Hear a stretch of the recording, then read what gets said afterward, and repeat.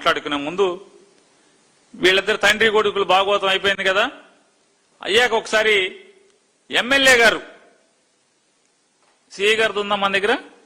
CI గారిది లేదా? CI గారు మాట్లాడింది నా దగ్గర ఉందని. ఎమ్మెల్యే గారు ఏం మాట్లాడిందో పెట్టండి. ఎమ్మెల్యే గారు మాట్లాడుతూ చూడండి.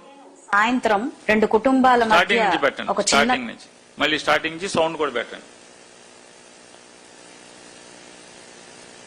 15 సాయంత్రం రెండు కుటుంబాల మధ్య ఒక చిన్న వివాదం, అది చిలికి చిలికి గాలివానలా.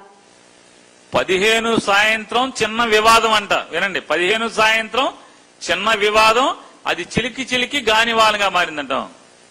మారి ఒక మహిళ పట్ల అత్యంత హేయమైన ఒక చర్యగా మార్చిన పరిస్థితి అందరం కూడా చూడడం జరిగింది. అయితే ఇది 16వ తారీఖున బాధితురాలు మా పశ్చిమ ఆఫీస్ కు వచ్చి నాకు ఇవి జరిగిన వివరణ అంతా కూడా ఇవ్వడం. మళ్ళీ పెట్టండి ఒకసారి స్టార్టింగ్. చూడడం జరిగింది. అయితే ఇది 15 సాయంత్రం రెండు కుటుంబాల మధ్య 15 సాయంత్రం జరిగింది. నాకు తర్వాత కలిసి వేసింది ఏదో చెప్పండి. చిన్న వివాదం, అది చిలికి చిలికి గాలివానలాగా మారి ఒక మహిళ పట్ల అత్యంత హేయమైన ఒక చర్యగా. మళ్ళీ పెట్టండి. అత్యంత హేయమైన, ఒకసారి వినపడతలేదో? చిలికి గాలివానలాగా మారి ఒక మహిళ పట్ల అత్యంత హేయమైన ఒక చర్యగా. చిలికి చిలికి గాలివానగా మారి ఒక మహిళ పట్ల అత్యంత హేయమైన చర్య జరిగింది 15వ తారీఖు సాయంత్రం. ఈవిడ దగ్గరికి ఎప్పుడు వచ్చారు చెప్తాను చూడండి. చిన్న పరిస్థితి అందరం కూడా చూడడం జరిగింది. అయితే ఇది 16వ తారీఖున బాధితురాలు మా పశ్చిమ ఆఫీస్ కు వచ్చి నాకు ఇవి జరిగిన వివరణ అంతా కూడా ఇవ్వడం జరిగింది. అంటే వెళ్ళిపోతామంటే 16వ తారీఖున నా పశ్చిమ ఎమ్మెల్యే ఆఫీస్ కు వచ్చి మహిళ ఎప్పుడు వచ్చిందో మళ్ళీ పెట్టండి ఒకసారి స్టార్టింగ్. అందరం కూడా చూడడం జరిగింది. అయితే ఇది 16వ తారీఖున బాధితురాలు మా పశ్చిమ ఆఫీస్ కు వచ్చి నాకు ఇవి జరిగిన వివరణ అంతా కూడా ఇవ్వడం జరిగింది. ఇలాగా తెలుగుదేశం పార్టీ కార్యకర్త, ఒక నాయకుడు ఇలా దాడి చేయించాడు మా మీద అని చెప్పి బాధితులు ఎంతో తీవ్ర ఆవేదనతో తనకు తగిలిన దెబ్బలతో మా ముందుకు రావడం జరిగింది. ఇమ్మీడియట్ గా అప్పటికప్పుడే నగరంపాలెం స్టేషన్ పరిధిలో జరిగిన ఈ ఘటనకి సిఐ గారికి కాల్ చేసి, ఇక్కడ పార్టీలకు సంబంధం లేదు, నాయకులు ఎవరైనా వ్యక్తులు ఎవరైనా సరే వాళ్ళ మీద తీవ్రమైన చర్యలు తీసుకోవాలి, దీనికి పాల్పడిన వ్యక్తి ఎవరు ఉన్నా కూడా ఆ సంఘటనలో వాళ్ళందరూ కూడా ఇమ్మీడియట్ గా యాక్షన్ లోకి తీసుకోవాలి అని చెప్పి సిఐ గారికి చాలా సీరియస్ గా ఆయనకు డైరెక్షన్ ఇవ్వడం కూడా జరిగింది. 15 సాయంత్రం రెండు అంటే 16వ తారీఖున అంత దారుణం, అంత దుర్మార్గం, అంత అమానవీయ సంఘటన జరిగితే 15వ తారీఖు పోలీసులు ఇన్యాక్షన్, అంటే పోలీసులు నిశ్చర్యల వల్ల దానికి ప్రధాన కారణం, మూల కారణం పోలీసులు ఎందుకు కదలట్లేదు అనేది ఆ బాధితులకి అర్థమై ఎమ్మెల్యే గారింటికి మర్నాడు 16 సాయంత్రం ఆవిడ చెప్పారు, ఇంకో వీడియోలో ఉంది, 16 సాయంత్రం అంగన్వాడీ మీటింగుల తర్వాత నన్ను కలిశారు, వాళ్ళ కొడుకు ఒక వీడియో చూపించాడు, అప్పుడు నేను కదిలిపోయాను, వెంటనే పోలీసులు కేసు కట్టాను అన్నారు. సిఐ గారు ఏం చెప్పారు? ఎమ్మెల్యే గారు అర్జీ మీద ఎండార్స్ చేసి పంపిస్తే నేను విచారణ చేసి ఎఫ్ఐఆర్ కట్టాను అన్నారు. అంటే ఏంటి? నారా చంద్రబాబు నాయుడు గారు, లోకేష్ నాయుడు గారు, సమాజం చూస్తుంది, నిజం నిలకడ మీదైనా తెలుస్తుంది. మీ పాపం బద్దలైంది. మీ ఎమ్మెల్యే గారు స్టేట్మెంట్ వల్ల, మీ సిఐ గారి స్టేట్మెంట్ వల్ల, మీ యొక్క ట్వీట్ల వల్ల ఈ సమాజంలో పోలీసు వ్యవస్థ ఎంత డొల్ల వ్యవస్థో రోజుకొక సంఘటన, గంటకొక సంఘటన జరుగుతుంది కదా. అంటే ఎమ్మెల్యే చెప్తే గాని నగరంపాలెం పోలీస్ స్టేషన్ లో అంత దుర్మార్గం జరిగినా కూడా మీరేం చెప్తారు? ఐ డీప్లీ డిస్టర్బ్, అంటే ఒక మీకు లోతుగా ఈ రాష్ట్ర ముఖ్యమంత్రి నారా చంద్రబాబు నాయుడు గారికి లోతుగా గుచ్చుకున్న సంఘటన కూడా సిఐ గుచ్చుకోవాలి. ఎమ్మెల్యే చెప్తే గాని లోకేష్ నాయుడు గారు అబ్సల్యూట్లీ షాక్డ్. లోకేష్ గారు ఆ సంఘటన షాక్ అయ్యాడు అబ్సల్యూట్లీ. అయినా కూడా సిఐ షాక్ అవ్వాలా, ఎమ్మెల్యే షాక్ అవ్వాలా? 15వ తారీఖు 16వ తారీఖు ఎమ్మెల్యే గారికి వచ్చి వీడియో చూపించాడు వాళ్ళ అబ్బాయి. ఇది చూడండి, మా అమ్మని ఈ రకంగా వివస్త్రం చేసి నూలుపోగు లేకుండా ఇంత అవమానం చేశారు మా అమ్మనని చెప్పిన ఆ అబ్బాయి తల్లి పరిస్థితిని కొడుకు వీడియోలో చూపిస్తే అప్పుడు ఆవిడ స్పందించి కేసు కట్టు అని చెప్పారంట. ఎవరైనా సరే అంటే పోలీస్ వ్యవస్థ తీరుతున్నది చూడండి. 15వ తారీఖు ఇంత ఘోరం జరిగితే ఎమ్మెల్యే చెప్తే గానీ కేసు కట్టలేదు, దానికి ఎఫ్ఐఆర్ సాక్ష్యం. ఆ కేసు కూడా చూడండి ఒకసారి. ఎఫ్ఐఆర్ లో ఏం చెప్తారు, దాంట్లో రాస్తాడు,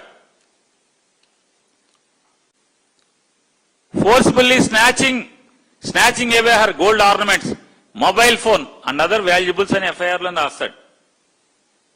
కానీ దానికి సంబంధించిన సెక్షన్ ఉండదు దీంట్లో. సెక్షన్లు చూడండి, సెక్షన్లు ఏముంటాయి, 331, 6, 74, 79, 115, 115(2), 118, రెడ్ విత్ 3(5). మరి దీనికి ఏం చేయాలి, ఎక్స్టార్షన్ కట్టాలి కదా. సిఐ గారు, ఎమ్మెల్యే గారు చెప్పారు, కట్టారు మీరు.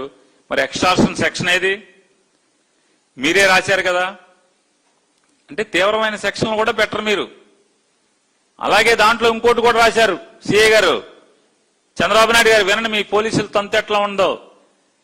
మీరు ఈ రకంగా దొంగ నాటకాలు ఆడినంత మాత్రాన సమాజాన్ని ప్రజల కళ్ళకు గంతలు కట్టలేరు చంద్రబాబు నాయుడు గారు. The accused allegedly assaulted him and attempted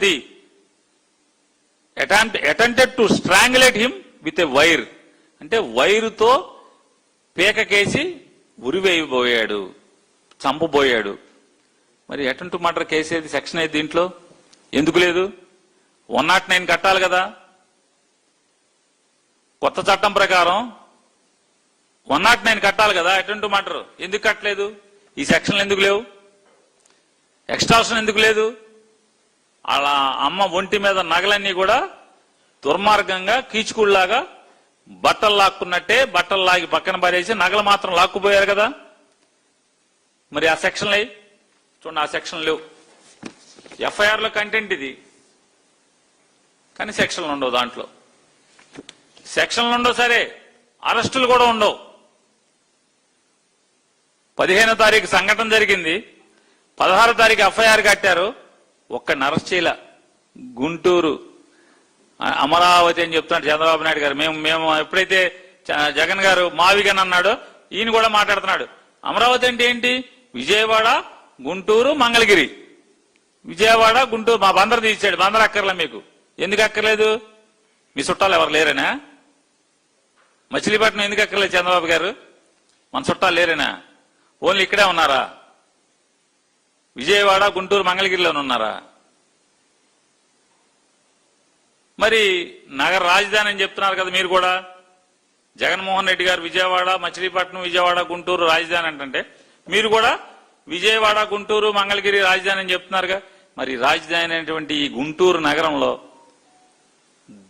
దుర్మార్గంగా కీచక పర్వం జరిగితే, అమానవీయ సంఘటన జరిగితే, మీ గుండెల్లోకి లోతుగా కలిసిపోయేటువంటి గాయం అయితే మరి ఎందుకని ఎఫ్ఐఆర్ అవ్వదు? అరెస్టులు ఎందుకు అవ్వవు? ఎమ్మెల్యే గారు మళ్ళీ ఒకసారి రెండో స్టేట్మెంట్ ఏంటి? ఎమ్మెల్యే గారి స్టేట్మెంట్. సౌండ్ దిగ్భ్రాంతికి గురైన పరిస్థితికి ఏర్పడింది. స్టార్టింగ్ వీడియో చూపించిన తర్వాత దిగ్భ్రాంతికి గురైన పరిస్థితికి ఏర్పడింది. చెల్లించిపోవడం జరిగింది. ఒక్క నిమిషం. ఇదింత వీడియో చూసిన తర్వాత దిగ్భ్రాంతికి గురవటం జరిగింది. ఎమ్మెల్యే గారు చెప్తారు. వీడియో చూపించిన తర్వాత దిగ్భ్రాంతికి గురైన పరిస్థితికి ఏర్పడింది, చెల్లించిపోవడం జరిగింది. ఇది ఇంత హేయమైన ఒక విధానము అక్కడ ఉన్న వ్యక్తులు చేశారా అని అంటే నిజంగా ఆలోచింపజేసేలాగా అనిపించింది. అది ఆ వ్యక్తిని ఒక హిజ్రా తన బట్టలు తీసేసి మరి ఎంతో గౌరవ భంగం చేస్తూ ఆవిడ మీద ఈ హిజ్రా దాడి చేయడం అనేది ఆ వీడియోలో కనిపిస్తా ఉంది. దానికి నిజంగా తీవ్రంగా ఖండిస్తున్న విషయం మేము ఇది. ఎట్టి పరిస్థితుల్లో ఇలాంటి ఒక చర్యకు పాల్పడిన వాళ్ళు చట్టరీత్యా వాళ్ళకి బాధ్యులవుతారు. కాబట్టి వెంటనే ఇమీడియట్ గా సదరు అధికారులకి ఆ స్టేషన్ పరిధిలో వచ్చిన అధికారులందరితో మాట్లాడి వెంటనే వీళ్ళ మీద యాక్షన్ తీసుకోవాలి అని చెప్పి డైరెక్ట్ చేయడం జరిగింది. 16వ తారీఖు సాయంత్రానికి ఎఫ్ఐఆర్ కట్టడం జరిగింది వీళ్ళ మీద. అయితే వాళ్ళని తీసుకొని వచ్చి స్టేషన్ లోకి సరెండర్ చేయని క్రమంలో మరుసటి రోజు మళ్ళీ స్టార్టింగ్ చెప్పి వాళ్ళని తీసుకొచ్చి చెప్పండి. ఆవిడేమంటారు వినండి. నేను ఆ వీడియో చూసి నా హృదయం కదిలిపోయింది, మనసు కలిచివేసింది. ఆవిడని అమానుషంగా ఆవిడ మీద వివస్త్రం చేశారు. నేను పోలీస్ స్టేషన్కి అధికారికి గట్టిగా చర్యలు తీసుకోమని చెప్పి 16 సాయంత్రానికి అరెస్టులు అవ్వలేదు. వినండి, అరెస్టులు కూడా కాదు, ఆవిడేమంటది కాదు సరెండర్ చేయలేదు. చూడండి ఆవిడ బాటలు. మళ్ళీ ఒకసారి ఏంటి ఆవిడేమంటది, సదరు అధికారులకి ఆ స్టేషన్ పరిధిలో వచ్చిన అధికారులందరితో మాట్లాడి వెంటనే వీళ్ళ మీద యాక్షన్ తీసుకోవాలి అని చెప్పి డైరెక్ట్ చేయడం జరిగింది. 16వ తారీఖు సాయంత్రానికి ఎఫ్ఐఆర్ కట్టడం జరిగింది వీళ్ళ మీద. అయితే వాళ్ళని తీసుకొని వచ్చి స్టేషన్ లోకి సరెండర్ చేయని క్రమంలో మరుసటి రోజు మళ్ళీ ఫాలో అప్ చేసి వాళ్ళని సరెండర్ చేసే పరిస్థితి వచ్చింది. అంటే 24 వారు చూడండి, వారు అంటే మనసులోంచి దాచుకోలేకపోతారు మాటలు. 16వ తారీఖు సాయంత్రానికి ఎఫ్ఐఆర్ కట్టించి వాళ్ళందరినీ తీసుకొచ్చి స్టేషన్కి తీసుకొచ్చి సరెండర్ చేసే కార్యక్రమం చేయమని చెప్పాను, అవ్వలేదు. సరెండర్ అవ్వలేదు కాబట్టి మర్నాడు 15వ తారీఖున వాళ్ళందరినీ స్టేషన్కి సరెండర్ చేశామని చెప్పి ఆవిడ చెప్తుంది. ఏం చేయాలని 18వ తారీఖు నారా చంద్రబాబు నాయుడు గారు, లోకేష్ గారు మాట్లాడతారు. మేము ఎరగదీశాం, అసలు మామూలుగా ఆయన్ని ముద్దాయిని అట చేశాం, ఇట చేశాం అని చెప్తారు. అంటే ఇది ఒక తేట తెల్లమైనటువంటి వ్యవహారం.